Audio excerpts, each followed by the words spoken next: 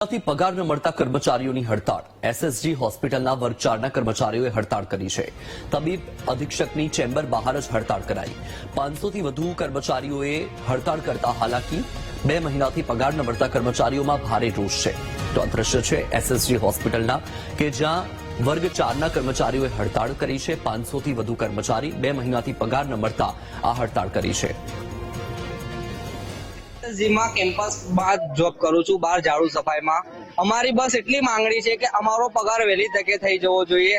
ગયા મહિનાની 22 તારીખે પગાર થયો હતો, આ મહિનાની 15 તારીખ થઈ છે, પણ હજુ કોઈ પગારના ઠેકાણા નથી.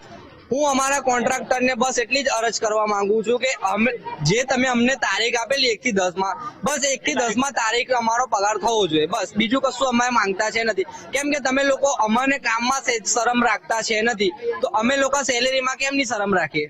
અમે લોકો લોનો પ્લસ વ્યાજે અમે ફસાયા છે સેલેરીના જિમ્મેદારી પર.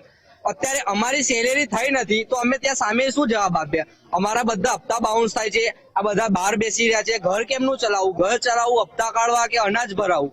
અહીંયા કોઈ સેલેરીના ઠેકાણા નથી.